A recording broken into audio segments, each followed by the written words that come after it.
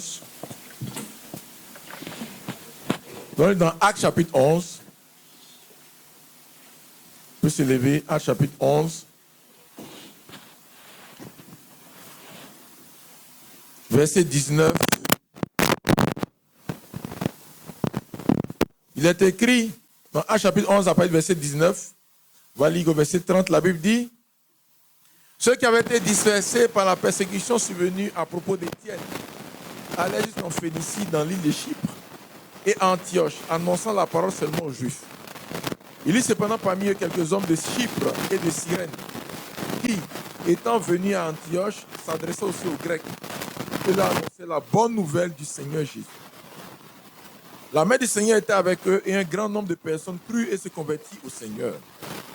Le bruit en parvint aux oreilles des membres de l'église de Jérusalem et ils envoyèrent Barnabas jusqu'à Antioche. Lorsqu'il fut arrivé et qu'il eut vu la grâce de Dieu, il s'en réjouit. Et il les exhorta tous à rester d'un cœur ferme attaché au Seigneur. Car c'était un homme de bien, plein d'Esprit Saint et de foi. Et une foule assez nombreuse se joignit au Seigneur. Barnabas se rendit ensuite à Tarse pour chercher Saul. Et l'ayant trouvé, il l'amena à Antioche. Pendant toute une année, il s'est réuni aux assemblées de l'église. Et ils enseignaient beaucoup de personnes. Ce fut à Antioche que pour la première fois les disciples furent appelés chrétiens. En ce temps-là, des prophètes descendus de Jérusalem à Antioche. L'un d'eux, nommé Agabus, se leva et annonça par l'Esprit qu'il y aurait une grande famine sur toute la terre. Elle arriva en effet sous Claude. Les disciples résolus d'envoyer chacun selon ses moyens un secours aux frères qui habitaient la Judée.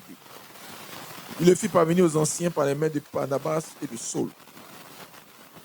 Chapitre 13, verset 1. Il y avait dans l'église d'Antioche des prophètes et des docteurs. Barnabas, Simeon appelé Niger, Lucius de Cyrène, Manaën, qui avait été élevé avec Hérode le tétrarque, et Saul. Amen. On va prier. Seigneur, nous te remercions pour ta parole. Pardonne nos péchés. Sanctifie-nous par ta parole. Vivifie-nous par ta parole. Parle-nous par ton esprit. Et restons pleinement, totalement ce peuple au nom de Jésus. Amen. Que Dieu nous bénisse richement. On nous assoit. Je voudrais que nous puissions encore rappeler un sujet. C'est le ministère du pasteur, le ministère pastoral.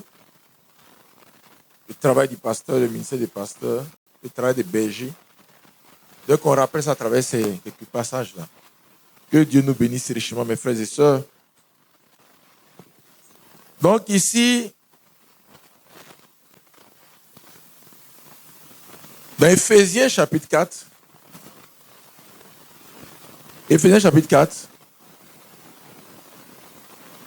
la Bible nous parle de différents ministères. Éphésiens 4, verset 11, il est écrit: et il a donné les uns comme apôtres, les autres comme prophètes, les autres comme évangélistes, les autres comme pasteurs et docteurs pour le perfectionnement des saints, en vue de l'œuvre du ministère et de l'éducation du corps de Christ. Donc, pour édifier le corps de Christ, pour que le travail de Dieu soit effectué, non seulement par les ministres de Dieu, mais par tout le corps de Christ, le Seigneur a envoyé des dons. Et ces dons-là sont des ministères, la parole, qui travaillent dans l'Église avec des compétences bien précises. Alors, le ministère de pasteur, c'est un travail de berger. Un travail de berger. Pasteur, c'est synonyme de berger. C'est un travail de berger. Un travail de berger vis-à-vis du peuple de Dieu. Vis-à-vis du peuple de Dieu. Et là, le peuple de Dieu est comparé à des brebis. Le peuple de Dieu est comparé à des brebis. La particularité des brebis, c'est des animaux qui ne peuvent pas vivre sans qu'il y ait une personne qui les encadre. Il les encadre. C'est des herbivores, hein. Mais c'est différent des biches. La biche, là, vous la laissez se débrouiller, elle vit. Elle vit sa vie. S'organise, elle vit. Les antilopes aussi vivent leur vie. Mais les brebis ne peuvent pas vivre comme ça. Vous amenez une brebis dans la forêt, elle va dire, ben, comment la bouffer, puis c'est fini. Ça ne va même pas durer même. Ben, ils vont la bouffer, puis c'est fini. Hein? Mais les biches arrivent à vivre au milieu des lions là-bas sans sortir. Et le peuple de Dieu est comparé à des brebis. N'est-ce pas? On vous lisez dans Nombre chapitre 27. Le prophète Moïse, quand Dieu devait le retirer, il a fait une prière à Dieu.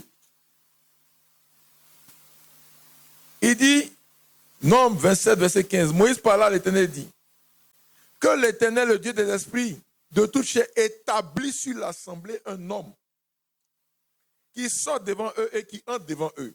C'est le travail du berger. Le berger, il sort devant les brebis, il rentre devant les brebis, qu'il les fasse sortir, qu'il les fasse entrer, afin que l'assemblée de l'Éternel ne soit pas comme des brebis qui n'ont point de berger. Parce que Moïse lui-même était berger. Moïse, c'est un pasteur, un grand pasteur, un des plus grands pasteurs de la Bible. Tout le ministère pastoral, là, il a vraiment exercé ça avec une assemblée de plusieurs millions de personnes. La plus grande assemblée. Donc, il dit ce peuple qui est là, il n'a pas mis un berger, il ne pourra pas s'en sortir. Déjà, même avec un berger, c'est compliqué. Il faut vraiment un encadrement. Et c'est ça qui rend nécessaire le ministère pastoral dans l'Église, parce que le peuple de Dieu est considéré comme un troupeau de brebis. Alléluia. Donc, il faut des compétences. Et il y a beaucoup de compétences. Mais l'une des compétences là, c'est le travail, l'office, le ministère de pasteur, de berger. Et vous voyez dans ce passage qu'on a lu dans Actes, il y a eu une persécution, ça a entraîné une dispersion des frères. Et dans cette dispersion-là, des ministères se sont manifestés d'évangélisation. Les gens ont rendu témoignage, ils ont évangélisé, ils ont annoncé la parole. Et il y a des gens qui sont venus à Christ, qui ont accepté Jésus, qui sont venus à Christ. Alléluia. Ils étaient au dehors. Ils étaient en dehors de l'église, en dehors de Christ. Et quand on les a évangélisés, ils ont accepté, ils sont venus en Christ. Dès qu'ils sont venus en Christ, là, dès qu'ils sont rentrés, ils sont devenus des brebis du Seigneur. En ce moment-là, il a été nécessaire de trouver une compétence, un ministère pour pouvoir s'occuper d'eux. Il y a le ministère qui est parti les chercher pour rentrer. Ça, c'est le témoignage, mais c'est aussi le ministère d'évangéliste. Lui, il dit entrez, entrez, entrez, entrez, entrez. N'est-ce pas? Mais dès que les gens sont rentrés, il faut un ministère. Il faut un ministère pour s'occuper d'eux maintenant qu'ils sont rentrés. Et c'est pour ça que les apôtres ont cherché et ils ont trouvé quelqu'un qu'ils ont surnommé Barnabas. Ça veut dire fils d'exhortation. Longtemps, ils ont vu cette capacité en lui, fils d'exhortation. Donc, ils ont trouvé Barnabas, fils d'exhortation, et ils l'ont amené. Que Dieu soit béni. Amen. Maintenant, frère, regardez bien. Quand il est arrivé, la Bible dit, il a vu la grâce de Dieu. Il a vu la grâce de Dieu. Parce que si tu n'es pas compétent pour voir l'état spirituel des gens, tu ne peux pas être un pasteur. Il faut que tu puisses voir l'état spirituel de l'église. Alléluia. Il faut que tu puisses voir l'état spirituel de l'église. Les gens viennent me demander, frère Kevin, est-ce qu'un chrétien peut boire ou ne peut pas boire? Il dit, il ne boit pas. C'est comme ça. Abidjan ici, c'est comme ça on répond. Côte d'Ivoire. Mais si tu dis qu'il peut, vous êtes mort.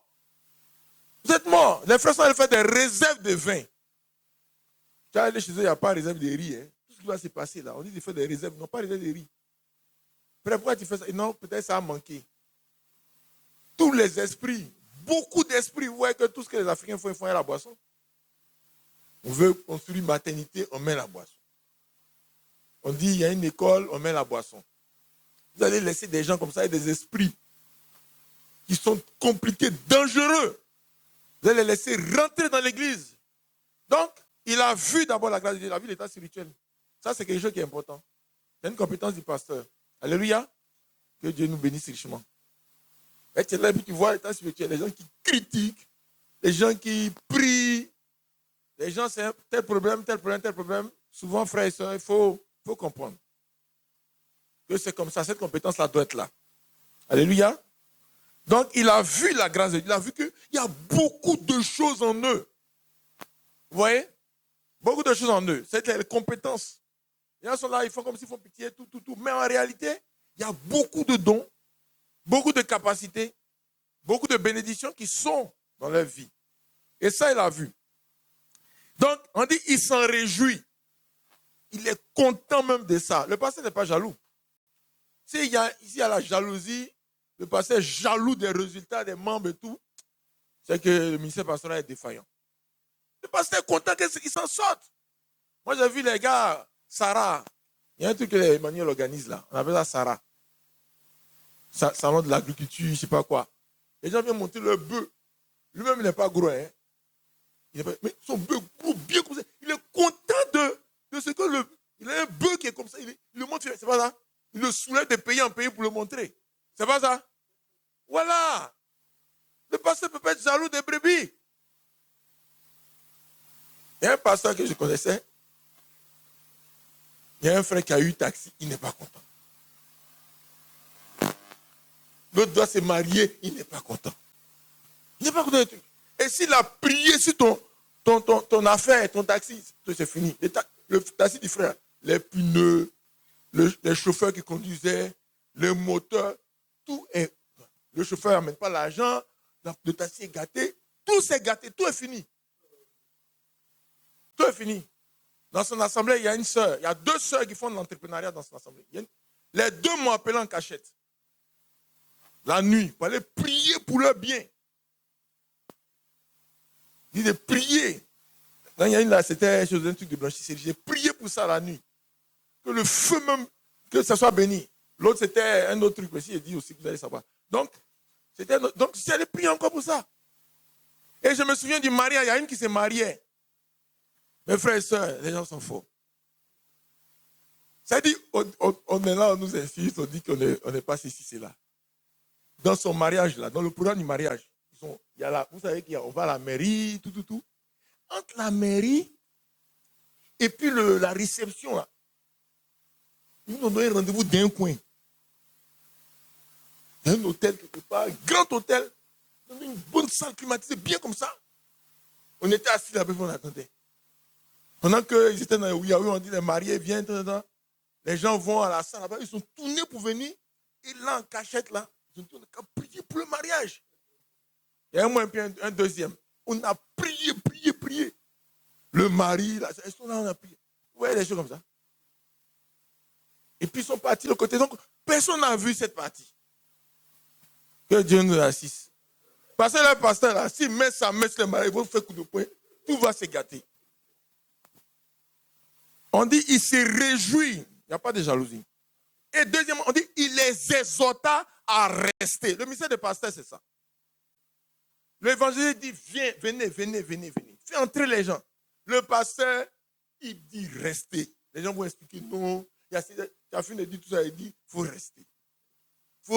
Il faut continuer, il faut rester. C'est pour ça qu'on appelle fils d'exhortation. C'est une compétence spirituelle qu'il a. Le ministère des pasteurs, c'est un ministère d'exhortation. Un frère qui dit exhortation, ce n'est pas ministère. Tu ne connais pas les jeux de Tantin Babadi. Barnabas, son ministère, c'est quoi? C'est exhortation. Lui, il encourage les gens à rester en Christ. Alléluia. Maintenant, la Bible dit, il les exhorta tous à rester attachés fermes au Seigneur. Il les exhorte à rester attachés au Seigneur. Il met les gens en connexion avec Dieu. En connexion avec Dieu. Pas avec lui, mais avec Dieu. Quand son travail est terminé, les gens sont en connexion avec Dieu. Alléluia. Ensuite, la Bible dit, Car c'était un homme de bien, plein d'Esprit Saint et de foi. À toi, le pasteur, il doit être aussi dans la marche aussi. Il fait ce que je... Il y a des gens là, eux, dans leur groupe là-bas, leur pasteur disent, fais ce qu'il dit, mais fais pas ce qu'il fait. Non, c'est pas comme ça. Hein. Le pasteur là, on dit, mes brebis me suivent.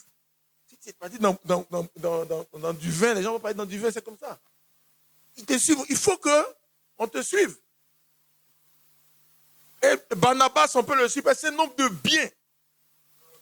Il est rempli du Saint-Esprit, il y a le feu en lui. On voit que Dieu nous assiste. Maintenant, frère, regardez bien, on dit c'est un homme de bien rempli du Saint-Esprit et de foi. Et une foule assez nombreuse se joignent au Seigneur. Donc, vous voyez que le travail avance. Les gens sont connectés au Seigneur. Ils sont connectés au Seigneur. Que Dieu nous bénisse. Mes frères et sœurs, les gens disent, mais pourquoi ici on n'est pas nombreux? Mais vous savez, beaucoup de gens sont connectés au Seigneur par nous. Mais ils ne viennent pas s'asseoir ici.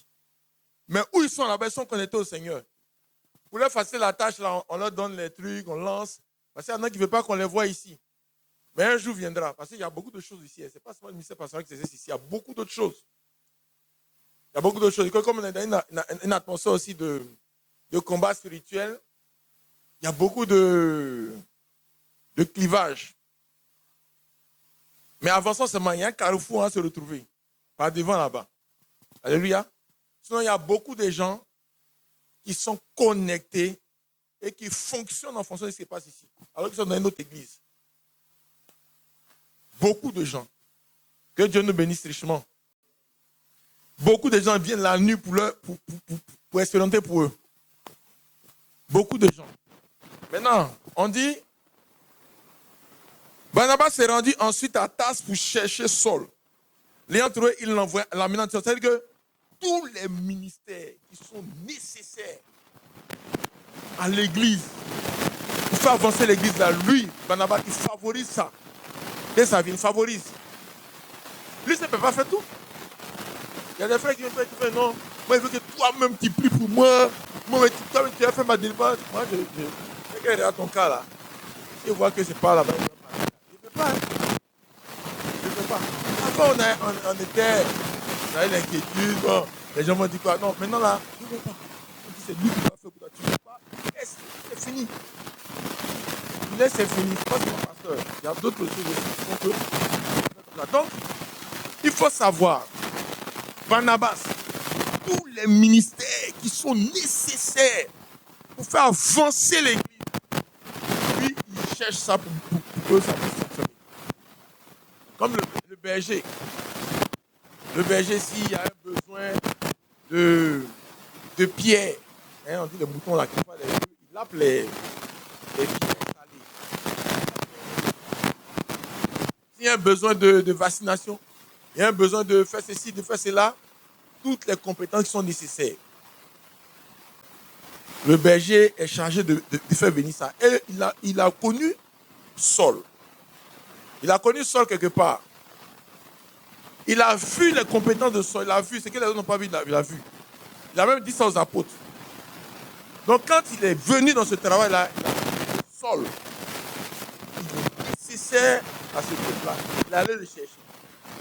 Est-ce qu'on comprend, frère et soeur? Sinon, les gens avaient accompagné Saul à Goïtafla, il s'asseyait là-bas. Mais lui, il allait ramener Saul pour faire le boulot. Alléluia. Et on dit, l'ayant trouvé, il l'a amené à Antioche. Et pendant toute une année, il s'est réuni aux assemblées de l'église. Ils enseignaient beaucoup de personnes parce qu'il y a l'enseignement aussi dans le ministère pastoral. Le ministère qui est souvent associé à l'enseignement. C'est ça comme on a lu dans Éphésiens, on a dit pasteur et docteur. Mais sinon, le fond même du ministère pastoral, là, c'est l'exhortation. Le fond même, c'est l'exhortation. Maintenant, du service des frères, qui va expliquer les différents ministères. En 2 minutes, il a expliqué les 5 ministères. Là. Il dit, bon, maintenant c'est clair, on peut avancer.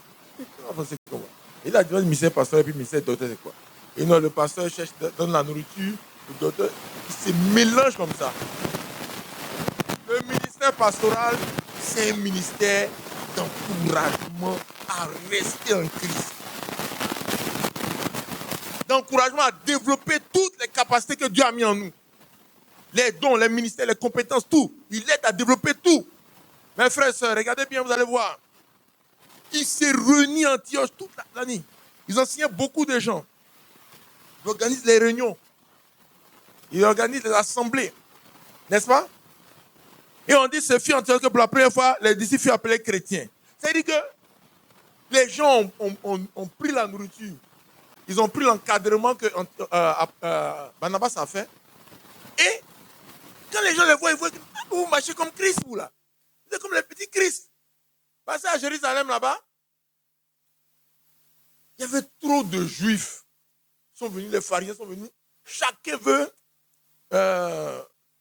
manifester ce qu'il a appris. Il y a trop de groupes à Jérusalem. Ça allait dans tous les sens. Mais Antioche, là, le ministère pastoral s'est exercé pleinement et le caractère chrétien est sorti. Mais c'est ça qui développe le caractère chrétien. C'est le pasteur qui amène les gens à ne plus rentrer dans Facebook. Quand il dit dans Facebook, je dis Facebook impur, là. WhatsApp impur. Les habillements impurs. Quand vous allez dans une église et vous voyez les filles sont collants, en mini, maman pasteur, et même ses seins, on voit, c'est une défaillance du ministère pastoral. C'est une défaillance. Le pasteur ne fait pas son travail. Que Dieu nous assiste. C'est le pasteur qui amène les gens à développer le caractère chrétien.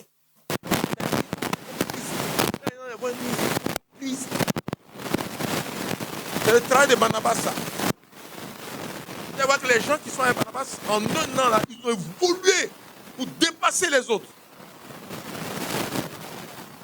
En un an, ils ont dépassé les autres, beaucoup de compétences. Ils lisent la Bible. Ils savent donner la dîme. Ils savent prier. Ils savent jeûner. Alléluia. Et c'est ce travail que Barnabas a fait. Et d'autres ministères sont venus le rejoindre. Quand on dit des prophètes sont quittés, descendus de Jérusalem, à Jérusalem, là, on ne les voyait pas. À Jérusalem, là-bas, on ne les voyait pas. Ils étaient noyés dans la foule. À Jérusalem, tu as un ministère, on dit va partager avec Beaufloto. Un ministère, il peut t'avoir partager avec Beaufloto. Ils sont en train d'éteindre les ministères là-bas. À Jérusalem. Vous voyez, dans la Bible, il y a beaucoup de petites choses. Ils sont éteints. Donc, les gars qui à Jérusalem, on ne les voyait pas là. Quand ils sont venus ici en Antioche, là, leur ministère a jailli comme ça. Ça jaillit. Donc, on commence à voir les visions, les révélations sur le monde. Quand le coronavirus est venu, il y a un grand serviteur de Dieu, de Côte d'Ivoire et d'Abidjan, m'a appelé discrètement. C'est toujours comme ça que ça se passe, mes frères. Il dit, frère Kevin, ce qui se passe, c'est plus, on ne peut plus voyager là. Qu'est-ce que Dieu vous a dit? J'ai dit, tonton, ce qui se passe là, en Côte d'Ivoire ici, ça n'aura pas grand-chose. Ça a lapé un peu les Ivoiriens, mais il n'aura pas grand-chose. Quelques morts. Mais chez les Blancs, bah, ça a remué, ça a chauffé même. Ça a fini l'argent. Quand il finit de dire tout cela, il dit, j'ai compris. Il a voulu compléter pour dire d'autres choses. Il dit, non, c'est bon, notre téléphone. Mais il a retenu, il m'a rappelé ça il n'y a pas longtemps. Il dit, mais ce que tu avais dit, c'est ça qui s'est passé. C'est comme ça que Dieu nous assiste. Et maintenant, à Antioche, là-bas, il doit y avoir famine dans le monde, là. Eux, ils voient ça, ils prophétisent. Mais vous savez pourquoi? Malgré qu'ils ont prophétisé, là, il y a eu la faim à Jérusalem. Ils n'ont pas considéré. C'est les petits. Les gens d'Antioche, c'est nos petits. Mais quand la famine est venue, ils ont eu faim. Et c'est les petits qui avaient suffisamment à manger, qui ont pris leur superflu pour aller les guérir là-bas. Un sac de riz d'Antioche, les gars. Ah, mes frères, Dieu vous bénisse. Ah, c'est comme ça. La prophétie est sortie, tout le monde a entendu, mais c'est les petits. Donc, il ne peut pas considérer. Agabus qui est né devant nous, c'est lui qui va venir parler. Le nom d'Agabus ne sortait même pas dans la liste des serviteurs de Dieu de Jérusalem. À Jérusalem, c'est les coutumes qui sont assis. Les gens qui ont mangé à Jésus. Ils ont bu à Jésus, ils ont dormi à Jésus. Chanté des cantiques à Jésus. C'est eux qui sont assis à Jérusalem. Que Dieu nous assiste. Il faut s'attacher au Seigneur. Hein? Je dis, Antioche, là, ils sont allés comme ça. Le centre de l'évangélisation mondiale, ça a quitté Jérusalem pour aller à Antioche. Les apôtres ont contesté ça. Ils ont contesté ça. Le Seigneur est venu clore le débat. Il a nettoyé Jérusalem. Et puis c'est fini. Il n'y a plus Jérusalem maintenant. Bon, Jérusalem a disparu. Maintenant, où est le débat là maintenant? C'est ça. Que Dieu nous assiste. Mes frères et sœurs, le centre, c'est Jésus. C'est Dieu. Et le centre de l'évangélisation, c'est devenu Antioche. C'est là que les ministères sont développés. Il y a les ministères dans l'église, les prophètes dans l'église. Il y avait les docteurs dans l'église. Le ministère d'apôtre a jailli dans l'église. Dieu parle aux gens, ça, ils avancent. Le comportement chrétien s'est manifesté. Alléluia. Amen. Donc voilà un peu comment ça s'est passé. Frères et sœurs, il y a une croissance de l'église, du troupeau. Il y a un développement du caractère chrétien. Le troupeau est bien dodu. Et puis il protège le troupeau. Hein? Acte 15. Acte 15, on dit quelques hommes venus de Judée enseignaient les frères, disant, si vous ne faites pas l'écoute en direct, vous n'êtes pas sauvés. C'est quelle affaire ça? Pour aller dans l'enlèvement maintenant, il faut une écoute dimanche.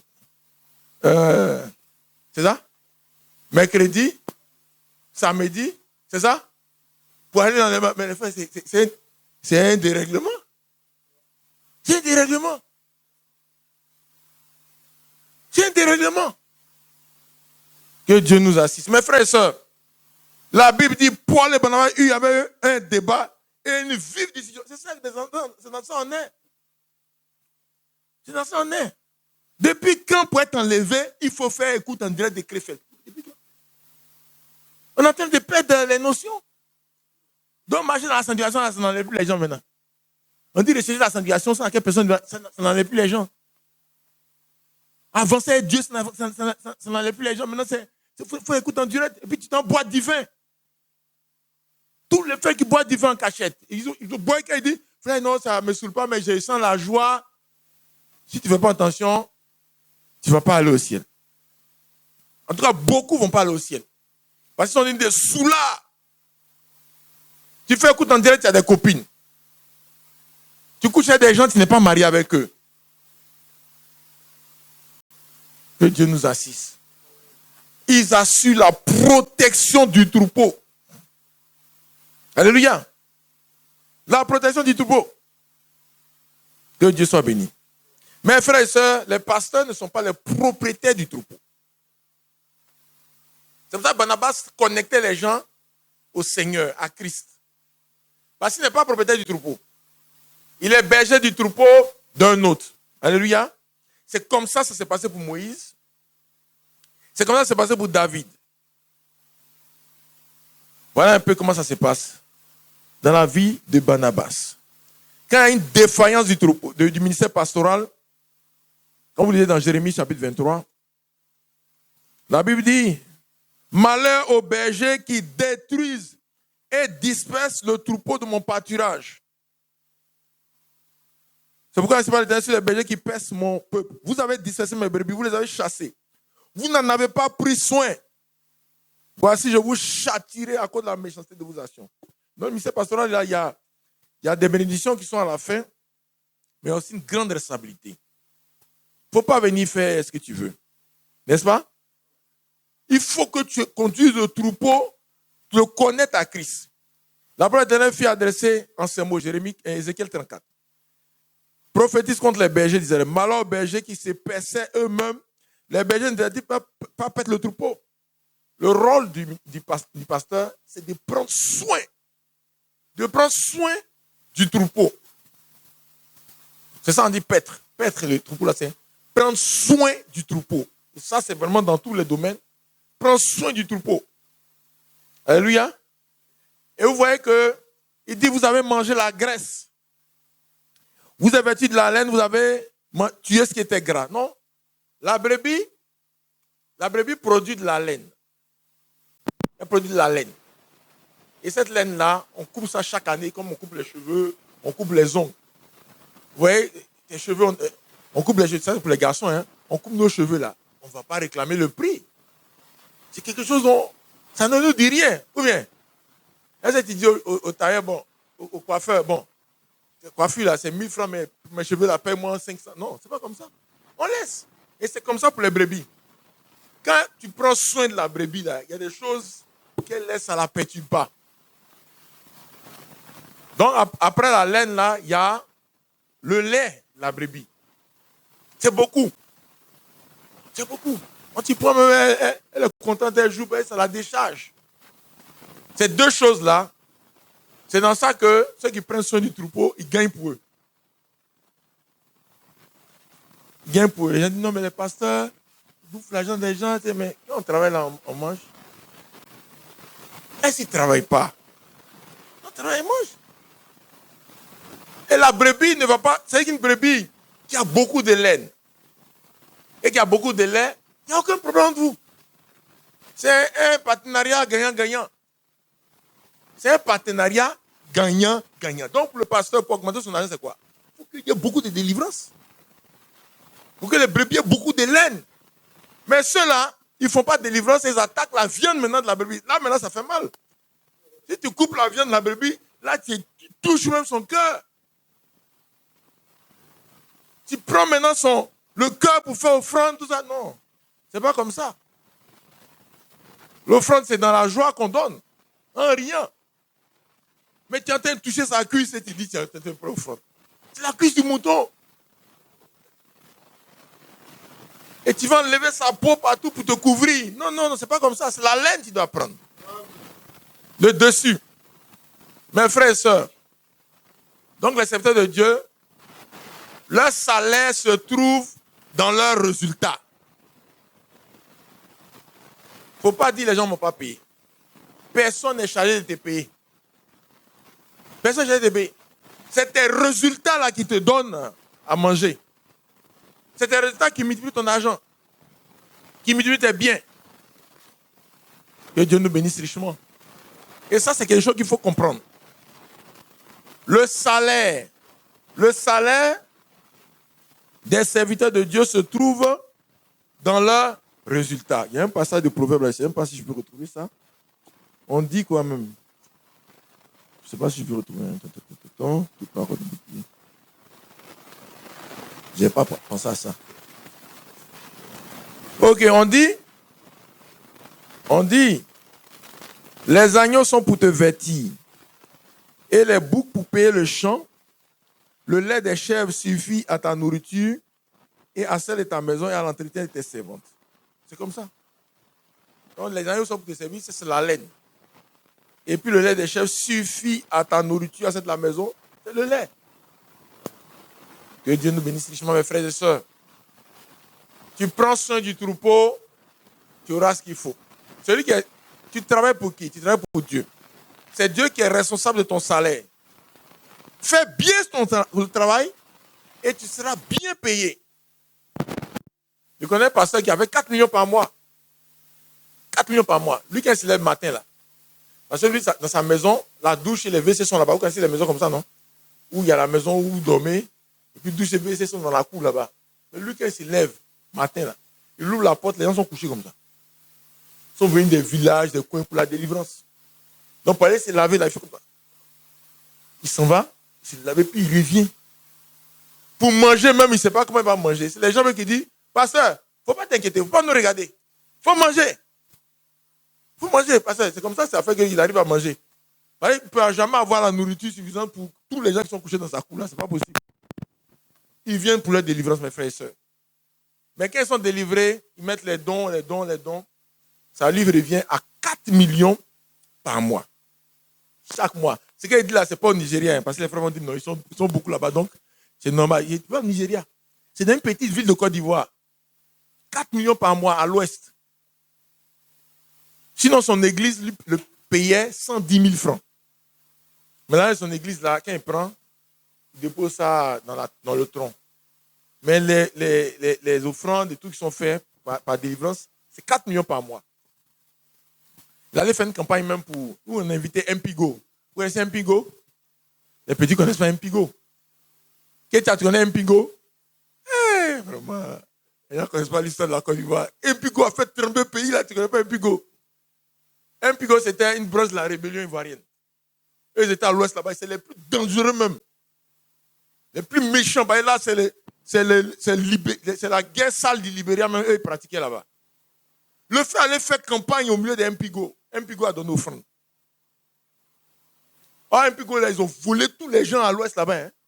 Je connais un monsieur là, ils ont volé. Lui, il préparait sa retraite. Donc, comme c'était un directeur, dans sa maison, il y avait une grande pièce. Tous les bons trucs qu'il voit dans le monde, là, il paye. Il garde, il dit, quand j'allais à la retraite, j'ai parti avec. S'il voit une casserole bien au Nigeria, il paye. S'il voit un truc en France, il paye. Et il a accumulé ça dans la maison.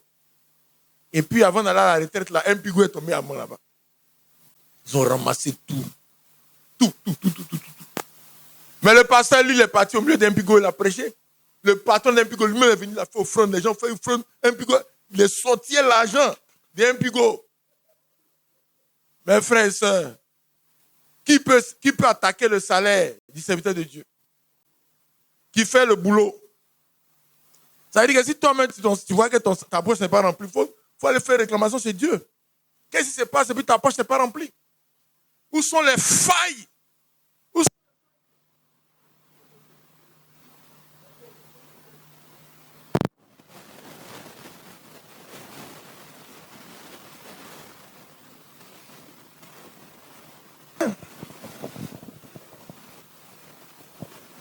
Comme on parle du ministère, on est obligé aussi de parler du salaire de la personne. N'est-ce pas? Que Dieu nous bénisse richement. Donc, voilà comment ça se passe. Maintenant, il faut regarder. La Bible dit, les brebis me suivent. C'est le pasteur aussi. Il est ministère de direction. Il donne la direction. Alléluia. Il donne la direction. C'est ce que Moïse a fait pour le peuple. C'est ce que Josué a fait. Ben, souvent quand on parle ici, j'ai dit, on va aller où ça? Au sommet de l'Himalaya. Frère, c'est pas pour rien. Au sommet de l'Himalaya. Les gens me se disent, mais ça c'est ta affaire là, où on va partir pour aller? Non, avant ça, c'est moi et le Seigneur. Avant ça, ayons confiance à Dieu. Amen. Alléluia. Amen. Si tu veux des informations, demande au Seigneur. Interroge le Seigneur. Amen. Demande la direction. Au sommet de l'Himalaya, c'est là-bas on est en train de partir actuellement. Que Dieu nous bénisse richement. En tout cas, chacun envoie là où Dieu lui envoie les gens. C'est pas comme ça? Que Dieu nous bénisse richement. Il y a des pasteurs là, hein, qui disent qu'il envoie les gens sous la mer. Tu peux respirer sous la mer. Il faut fuir des gens comme ça. Hein. Comment toi, tu es là, tu respires sous la mer? Tu fais des trucs, mystica. Il faut fuir des gens comme ça. Sorcellerie n'est pas loin. Mes frères et sœurs, le pasteur, il a la direction. C'est un aspect de ses capacités, de ses tâches. C'est pour ça que la Bible dit, les brebis me suivent. Le Seigneur a dit ça, c'est lui qui est le pasteur par excellence. Alléluia. Que Dieu nous bénisse richement. Vous savez que la question de l'autorité est réglée par Dieu. Et donc le pasteur il a une autorité déléguée pour conduire le peuple. Alléluia. Que Dieu nous bénisse richement. Dans le ministère pastoral, comme vous lisez dans Nombre chapitre 27 qu'on a lu, le Seigneur a dit, Moïse a dit, il faut que tu places un homme qui va entrer, sortir devant eux, afin qu'il ne soit pas comme un troupeau de brebis qui n'a pas de berger. Dans Romains chapitre 12, verset 8, la Bible dit que celui qui préside le fasse avec zèle. Quand vous lisez dans Dabi, on dit celui qui a la tête. Donc il y a un rôle de présidence au milieu du peuple de Dieu. Il y a un rôle de présidence. Quand vous lisez dans 1 Corinthiens chapitre 12, verset 28, il est parlé de ceux qui gouvernent. On dit Dieu a établi dans l'église premièrement des apôtres, deuxièmement des prophètes, troisièmement des docteurs, puis ensuite ceux qui ont le don des miracles, puis ceux qui ont le don de guérir, de secourir, de gouverner. Là aussi, c'est une autre citation de ministère. Quand on parle, par exemple, de ceux qui ont le don des miracles, on parle des évangélistes. Ceux qui ont le don de gouverner, c'est les pasteurs. Alléluia. Que Dieu nous bénisse richement. Donc voilà un peu comment ça se passe. Et vous voyez dans la Bible, il y a eu des pasteurs. Il y a des pasteurs, il faut qu'on voie des exemples encore. En dehors de Barnabas, il y a des pasteurs. Quand vous prenez l'église de Jérusalem, d'un premier temps, quand vous lisez au début des Actes des Apôtres, vous voyez que c'est les apôtres qui conduisaient les frères. C'est les apôtres qui conduisaient les frères. Vous le voyez, Actes chapitre 6, quand ils ont commencé à avoir des problèmes de partage de nourriture, on dit que c'est les apôtres qui ont parlé. N'est-ce pas? Et souvent, parmi les apôtres, celui qui avait la prééminence, c'était l'apôtre Pierre. Actes chapitre 2, quand ils sont réunis, tous les apôtres étaient là, mais c'est Pierre qui a parlé. N'est-ce pas? Et vous avez beaucoup d'autres endroits encore où Pierre a parlé. En ce moment-là, c'est les apôtres qui sont en train de crier l'église. Parce que le ministère apostolique, c'est lui qui crée les églises. Amen. L'église n'était pas encore clairement créée à Jérusalem. Ils étaient en train de créer l'église. Et quand c'est comme ça, c'est les apôtres qui gèrent. C'est les apôtres qui dirigent. C'est les apôtres qui conduisent. Et c'est pour ça que quand vous voyez dans Actes chapitre 10, 48, Acte 2, Acte 5, c'est Pierre qui est en avant. En tant qu'apôtre. C'est les apôtres qui dirigent, mais c'est Pierre qui est en avant. Maintenant, quand vous arrivez à un moment donné, on commence à parler des anciens. À Jérusalem. On commence à parler des anciens. Première notion d'anciens, c'était où? Qui peut me situer ça?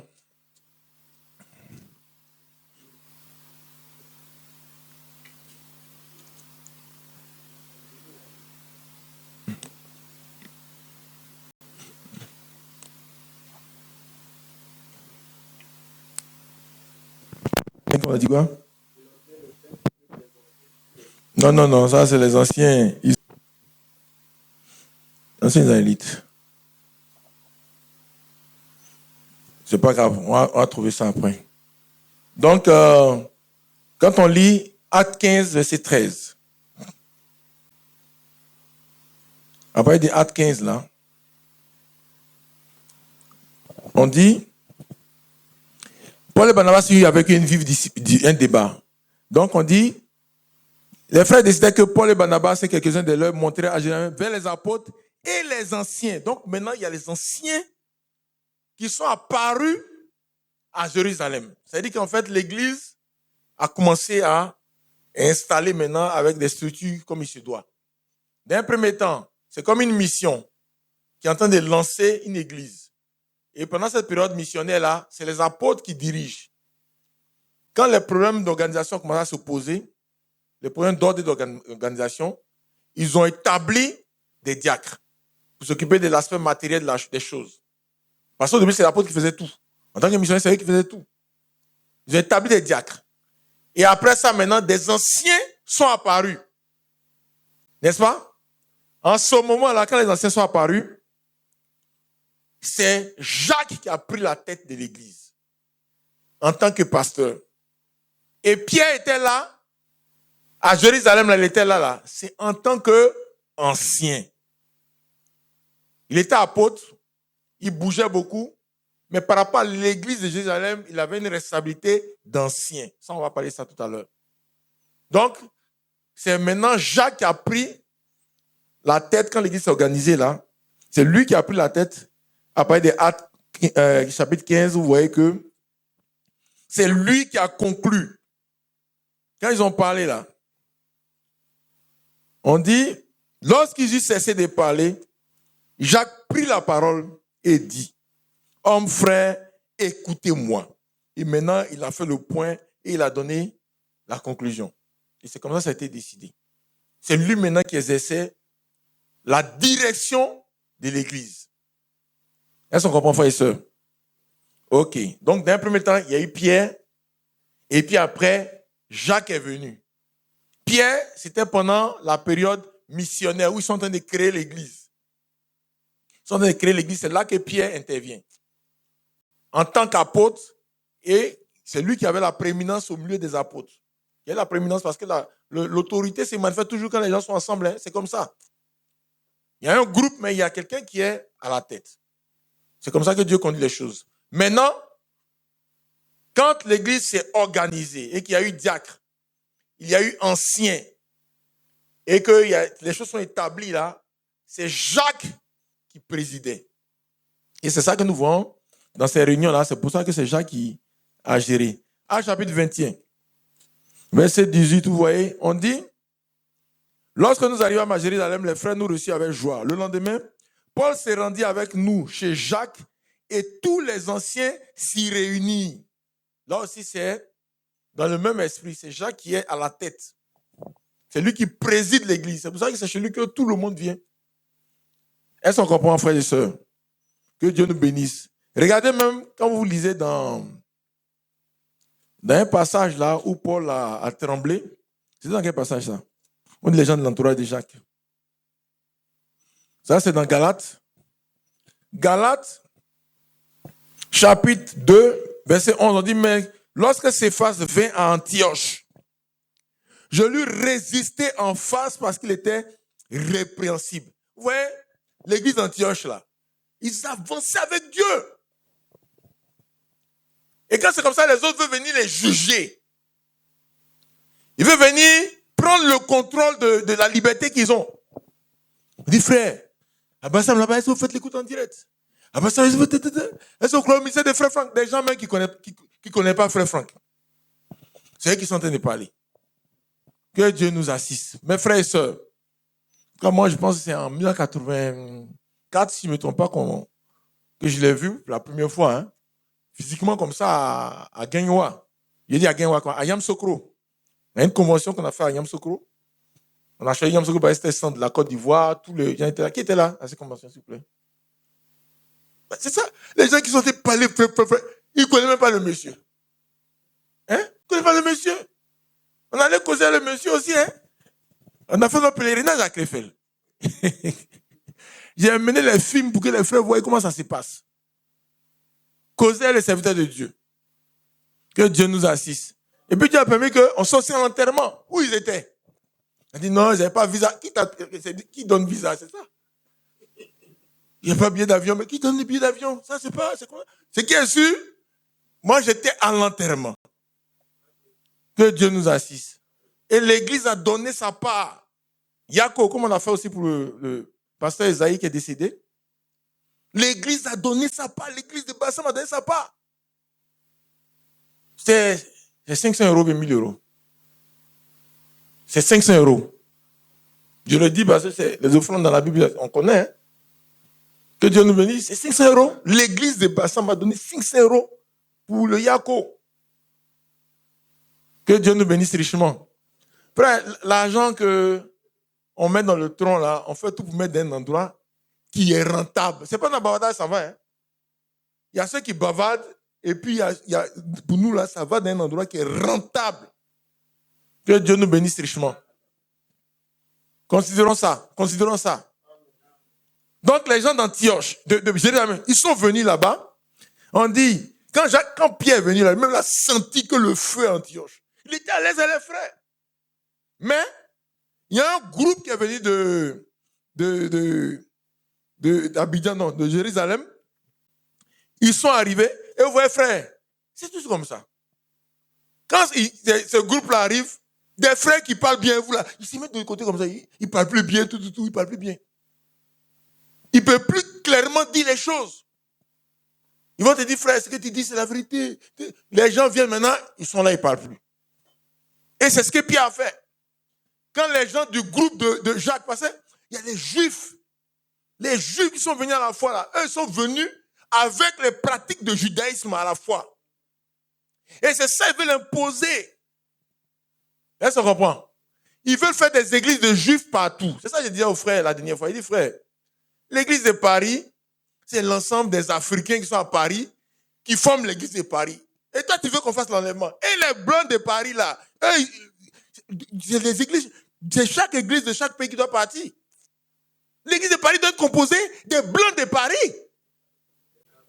Tu vas à Paris, c'est les Congolais de Paris, et ils disent c'est l'église de Paris.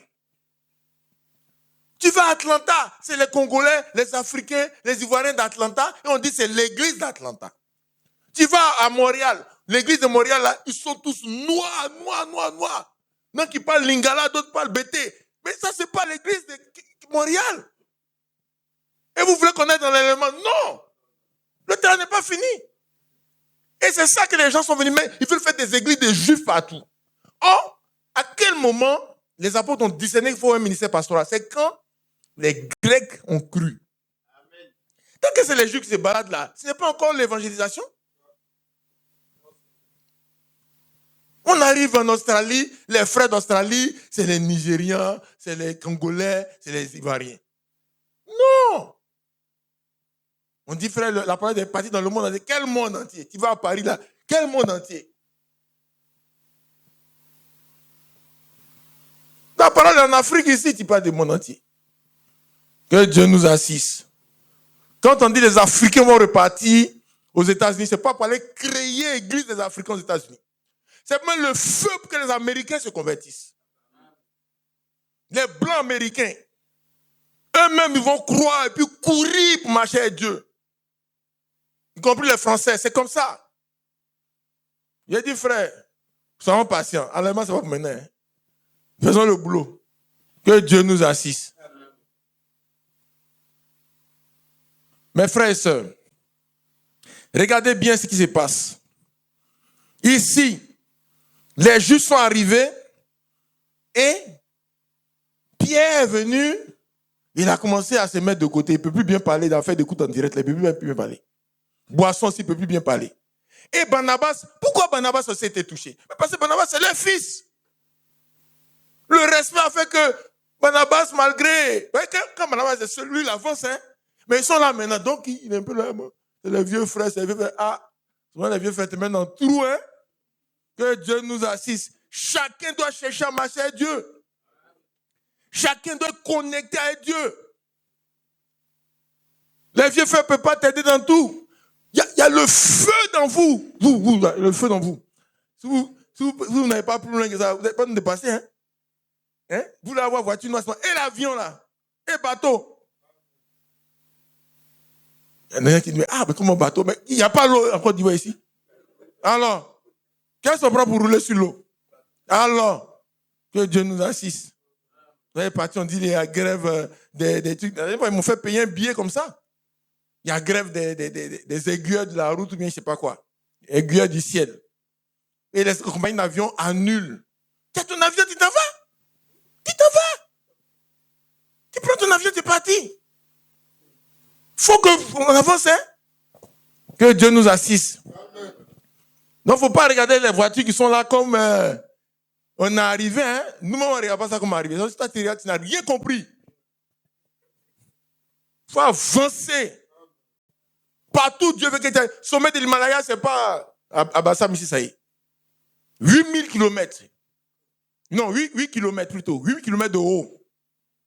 L'Himalaya, 8 km. 847 mètres à peu près de hauteur. Que Dieu nous bénisse, mes frères et sœurs. Barnabas aussi a commencé un truc, et ils ont commencé à faire maintenant, bon, il faut, écoute, un peu d'écoute, un peu de vin, un peu de ceci, ça. Paul est venu parler de feu. On dit il est impoli. Il parle mal. Il ne respecte pas. Paul, ça a dit le petit. Tu sais que c'est pas que c'est Paul. Paul a dit le petit. Le petit. Tu marches avec Dieu, tu avances avec Dieu. Alléluia. Et Paul a fait le boulot. Tous les gens sont réveillés en même temps. Les démons sont partis, les esprits ont fui. Mes frères et sœurs, voilà un peu comment ça se passe par rapport à la direction, à l'œuvre, au travail de Dieu. Maintenant, regardez frères. Il y a les anciens. On entend parler d'anciens. Des anciens. On connaissait les anciens. Hein? Quand vous êtes dans 1 Timothée chapitre 3, on parle des anciens. Dans tous ces passages qu'on a cités là. Dans 1 chapitre 15, on a parlé des anciens, n'est-ce pas? Les anciens, c'est qui? Les anciens, ça date depuis l'Ancien Testament. Hein? Vous lisez dans l'Ancien Testament, vous allez voir. On parle des anciens là-bas dans Exode chapitre 17. Moïse et les anciens.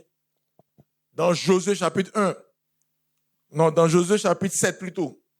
Quand il a fui Haï, là, il avait une prière, là, les anciens étaient là avec lui. Donc, les anciens, De même que Dieu a dit à Timothée, non, Paul a exhorté Timothée pour dire, fais l'œuvre d'un évangéliste.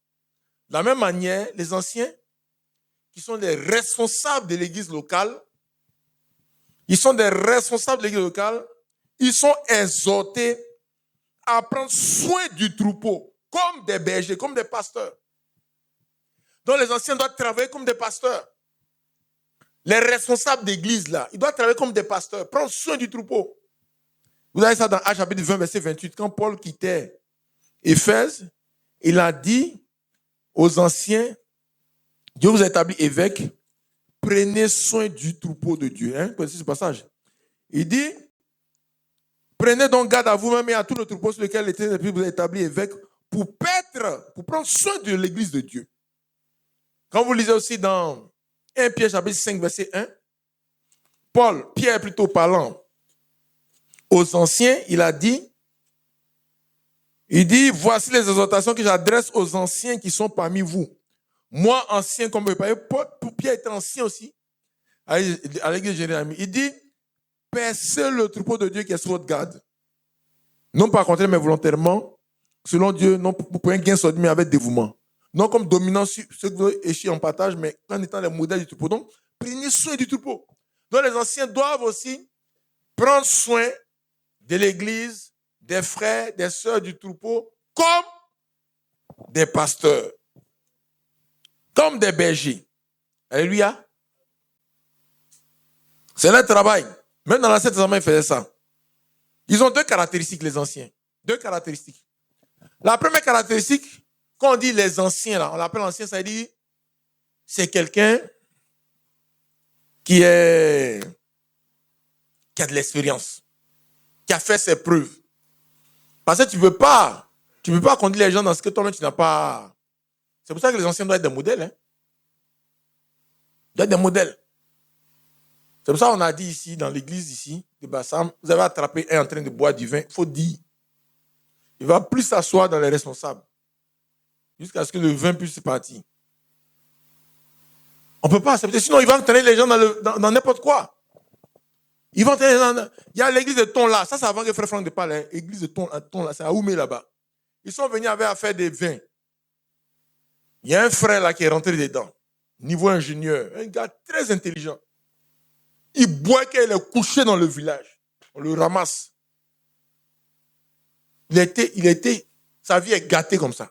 Tous ses amis, chacun a sa société et tout. Lui, c'est fini. Bacchus l'a attrapé. Que Dieu nous assiste. À ton là, c'est comme ça. Ils boivent, c'est comme ça. Maintenant, je vois, c'est ton là. C'était ton là, non? Mais tu sais pas. En tout cas, le village là, c'est quelque part là-bas, à Oumé là-bas. Il y a eu trop de confusion. Trop de confusion. Mes frères et sœurs, les anciens doivent être des modèles. Les anciens doivent être des modèles. Ils doivent être des modèles pour le troupeau. C'est pour ça qu'on dit l'ancien, il ne doit pas être un homme qui a donné au vin. Il ne doit pas être un buveur. Il doit être des modèles au niveau spirituel, des modèles au niveau moral, des modèles au niveau socio-professionnel, des modèles au niveau familial. Il doit être des modèles. Il doit prendre soin de sa maison comme un modèle. Sa femme doit être un modèle. La femme de l'ancien, elle aussi, elle doit être un modèle. Elle ne doit pas être dans un réseau de diffusion de rumeurs dans l'église. Un réseau de diffusion de rumeurs, elle ne doit pas être dedans. Elle doit être dans la vérité. Alléluia. Ensuite, on les appelle surveillants, c'est-à-dire évêques. C'est-à-dire qu'ils doivent surveiller le troupeau. Un évêque, c'est un surveillant. Il doit surveiller le troupeau pour ne pas que des fautes rentrent. Il y a un surveillant spirituel aussi qui prie pour les frères et les sœurs. Pour voir les esprits qui sont partout. Tu pries pour que Dieu nettoie ça. On entend parler de la drogue Kadhafi. Qui a entendu parler de Kadhafi déjà? Kadhafi, drogue Kadhafi. Les enfants, vous n'avez pas entendu ça? Alors, pourquoi vous ne baissez pas les mains? Levez bien, je vois. Levez bien. Kadhafi, ouais. Toi, tu n'as jamais entendu parler de la drogue Kadhafi. Hein? Tu ne te souviens pas. Et toi, Edwige? Mais lève ta main. Ceux qui t'ont jamais entendu Kadhafi, la drogue Kadhafi? D'accord. Et toi? Jamais. D'accord. Donc, ça, c'est des menaces contre nos enfants. On doit prier contre ça. Attaquer les esprits de drogue Kadhafi. Et attaquer les esprits de musique impure. Tout ça, c'est des menaces. Donc, le rôle des anciens, des évêques, c'est de surveiller le troupeau. Surveiller le troupeau. Tu es là, j'ai fait un rêve, il y avait un serpent dans l'église. Mais quelle est la suite? Il faut que le serpent fuit. Soit dévoilé, nettoyé. Donc, tu dois attaquer. Tu dois attaquer. J'ai fait un rêve, une partie de l'église était dans l'obscurité. Tu dois attaquer. Alléluia. Donc, les anciens sont des modèles, des exemples. Ils doivent avoir de l'expérience avec Dieu. Ils doivent combattre. Il faut toujours faire pour que tu puisses avancer, pour que tu sois un modèle, pour que tu conduis le troupeau. Ils doivent être des surveillants. Alléluia. Que Dieu nous bénisse richement. Mes frères et sœurs, l'église d'Antioche, c'était Barnabas qui dirigeait, qui était pasteur. Église d'Antioche. Mais je voudrais parler encore de l'église d'Éphèse. Il y a eu des débats, mais nous on est informés, mais je dis ça quand même comme c'est enregistré. Les frères disent, oui, à Éphèse, il n'y a pas de pasteur, que quand Paul partait, non, quand Paul, dans Actes chapitre 20, Paul a dit, il a appelé les anciens d'Éphèse. Donc, il n'y a pas de pasteur d'Éphèse. Mes frères et sœurs, le pasteur d'Éphèse s'appelle Paul. Il s'appelle Paul. Paul, c'est un apôtre. Mais il a duré à Éphèse. Dieu lui a dit de durer à Éphèse parce qu'il a une grosse église là. Et de la même manière que les apôtres, d'un premier temps, comme vous le lisez dans Jérusalem, c'est eux qui dirigeaient l'église. Paul a dirigé l'église d'Éphèse comme un pasteur. Il dit, vous savez tous comment je vous enseignais publiquement et dans les maisons. C'est le travail du pasteur. Le pasteur, il parle publiquement et puis il parle aussi dans les maisons. Aujourd'hui, il y a un cellulaire, ce qui fait que quelquefois, je ne rentre pas dans les maisons, mais j'appelle quand même. C'est pas la bonnie. Voilà, c'est comme si tu parlais chez toi, non? Voilà, donc je dis, on utilise le cellulaire pour choses. Donc, c'est des compétences comme ça. Frères et sœurs, Paul a travaillé à Éphèse, il a pris soin du troupeau. C'est pour ça qu'il a dit que je n'ai pas pris vos 10 000 offrandes, parce qu'il avait droit à ça, c'est pas ça? Mais c'est en tant que pasteur. C'est en tant que pasteur, il n'a pas touché les 10 000 offrandes. Parce que ses affaires ont prospéré, Dieu l'a payé autrement. Dieu l'a payé autrement. Maintenant, il doit quitter Éphèse. Qui il doit appeler? Il ne peut pas appeler le pasteur d'Éphèse, c'est lui qui est le pasteur d'Éphèse. Il appelle ses collaborateurs avec qui il a travaillé. Et est-ce qu'on comprend? Ses collaborateurs avec qui il a travaillé là. C'est eux il appelle. C'est pour ça qu'il a appelé les anciens, les évêques, pour dire, vous avez vu comment on a travaillé et tout. Vous aussi prenez soin du troupeau. Voilà, je m'en vais. Voilà. C'est pour ça. Amen. Sinon, Éphèse, il y a un pasteur. Vous lisez l'âge de l'église d'Éphèse, de Frère Branham. Révélation de Jésus-Christ. Église d'Éphèse. Il a dit là-dedans, le pasteur d'Éphèse, c'est Paul. Amen. C'est pas compliqué. Que Dieu nous assiste. Mais comme les frères ne lisent plus la Bible, ils ne lisent plus les brochures, ils sont suspendus. Il y a des idées qui tournent dans leur tête. Il n'y a plus rien qui est lourd. Que Dieu nous donne d'être vigilant à ce niveau. Mes frères et sœurs, c'est ce que je voulais vous dire. Le ministère pastoral, prions beaucoup. Que Dieu multiplie ses compétences. Il multiplie les compétences pour que le troupeau soit consistant. Le troupeau progresse. Les frères et les sœurs soient bénis. Les frères et les sœurs avancent avec le Seigneur. L'Église avance avec Dieu. Que Dieu nous bénisse richement. Chaque personne est pasteur de sa maison. Ça aussi, il faut savoir ça. Chaque personne, les chefs de foyer là, les papas sont pasteurs de leur maison. Il faut engager leur maison à servir Dieu. Ce travail aussi doit être fait. Votre femme, vos enfants, vous devez les engager à servir Dieu. Alléluia. Vous devez les conduire, chercher la direction de Dieu. Que Dieu nous bénisse allez, richement. Levons-nous et prions le Seigneur par rapport à ce qu'on a entendu. Prions le Seigneur ensemble. Prions le Seigneur. Prions le Seigneur. Attaché au Seigneur, connecté à Christ. Chaque personne dans cette assemblée doit être connectée, attachée au Seigneur. Et que le caractère de chrétien soit développé en nous. Prions le Seigneur. En nous, les grâces, les bénédictions, les bonnes choses qu'il a mis en nous. Que tout se manifeste et développe. Tout se multiplie au nom puissant de Jésus-Christ. Toutes les grâces, les bénédictions qui sont en nous, les compétences, les dons, les capacités, que tout se multiplie et se développe. Prions le Seigneur. Il faut que les responsables soient des modèles, des exemples dans la foi. Prions le Seigneur pour cela au nom de Jésus-Christ. Les femmes aussi, leur maison, prions le Seigneur. Ça puisse encadrer le troupeau, prendre soin du troupeau. Prions le Seigneur.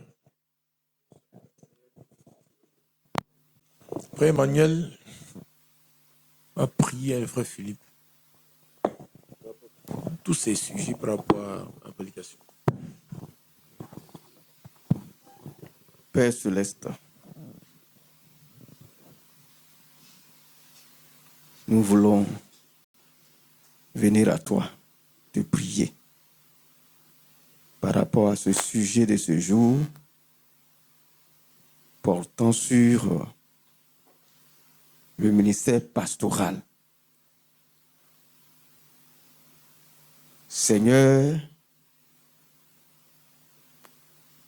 tu as, au travers des Écritures, exhorté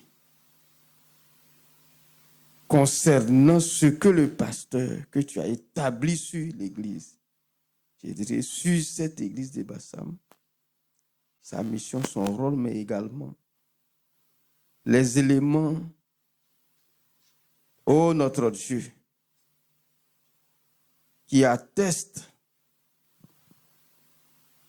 que le travail avance. Notre Dieu. Oui, sur ton peuple, il doit avoir un berger. Parce que le troupeau ne peut pas lui-même se diriger. Le berger a pour mission de diriger le troupeau, de le nourrir, d'en prendre soin. Ô notre Dieu, que toutes ces capacités, toutes les capacités nécessaires, les aptitudes nécessaires, les dons nécessaires pour que ce travail soit fait et que le peuple, ô notre Dieu, puisse bénéficier de la nourriture, de l'encadrement, puisse bénéficier des soins nécessaires pour être en bonne santé spirituelle, que cela soit accordé au nom puissant de Jésus. Que tout ce qui est disposition qui accompagne les prophètes,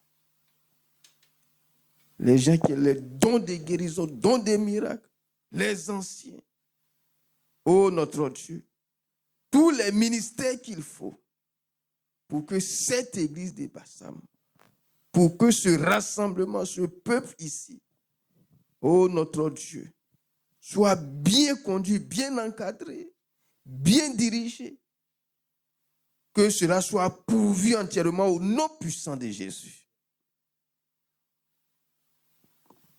Également, vis-à-vis du pasteur, le peuple a une mission.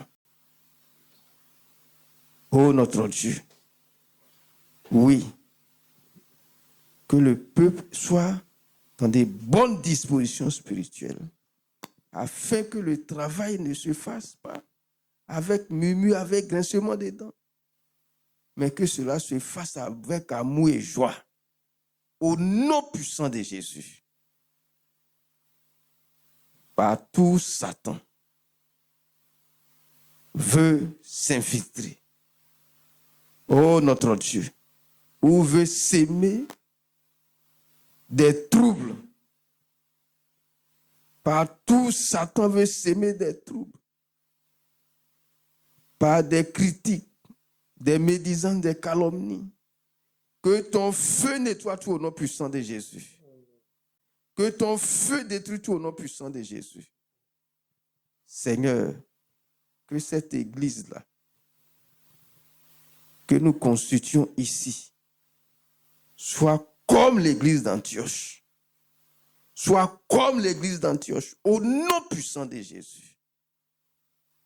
Père, que chaque frère, chaque soeur, chaque foyer, chaque personne, Seigneur Jésus, soit attaché à toi, soit reconnu comme étant un chrétien, comme notre Dieu, un petit Christ. Nous comptons sur toi. Agis puissamment, manifeste-toi. Au nom puissant de Jésus, nous t'avons prié. Amen. Frère Boni, tu as prié.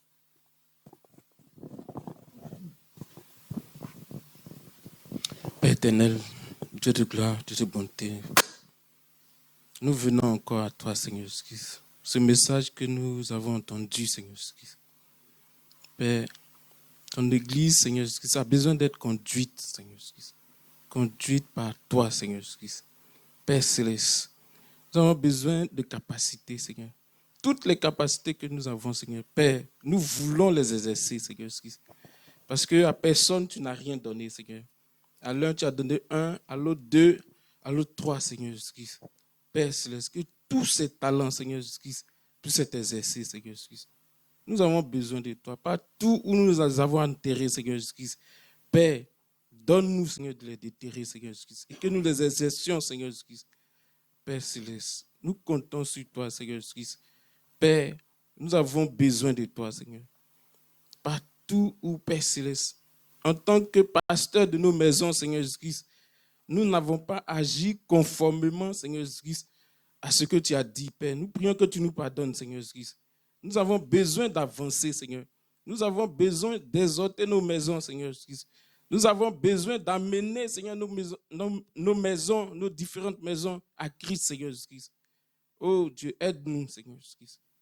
Aide-nous, Seigneur Jésus-Christ. Nous avons besoin de toi, Seigneur. Nous avons besoin d'avancer, Seigneur Jésus-Christ. Ton serviteur a dit que le pasteur donne la direction, Seigneur Jésus-Christ. Oui. Nous avons besoin d'être sur le chemin, Seigneur Jésus-Christ, que toi-même tu as tracé, Seigneur Jésus-Christ. Nous ne voulons pas nous détourner à gauche ni à droite, Seigneur. Nous voulons rester sur le chemin. Parce que c'est sur ce chemin qu'il y a le salut, Seigneur. C'est sur ce chemin qu'il y a le bonheur, Seigneur. C'est sur ce chemin qu'il y a la réussite, Seigneur Jésus-Christ.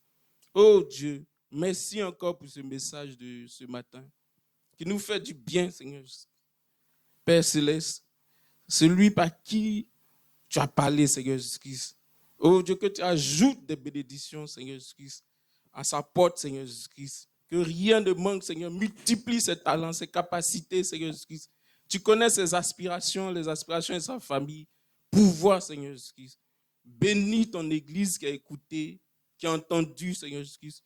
Que cela ne soit pas lettre morte, Seigneur, mais que ce soit une lettre vivante, Seigneur, pour chacun de nous. Merci, Seigneur. Au nom de Jésus, j'ai prié. Amen. Amen.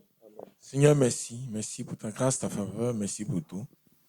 Nous remettons vraiment chacun tes mains. Remplis-nous de ta crainte. Remplis-nous de ta sainteté. Remplis-nous de ton amour. Et que tout ce qui est faux s'éloigne de nous. Que chacun sache t'interroger, marcher selon ta direction. Ton plan parfait. Chacun met de l'ordre dans sa vie, dans sa maison. Et que partout où Satan essaie de lancer du faux parmi nous, que ton feu nettoie ses attaques, ton feu nettoie ses pièges, ton feu nettoie les mauvaises rencontres et que ton Église puisse avancer avec toi. Nous remettons à tes mains toute ton Église. Tous les dons, les capacités se manifestent, se multiplient, se développent. Chacun avance avec toi. Merci pour tout. Au nom puissant de Jésus-Christ. Amen. Amen. Amen.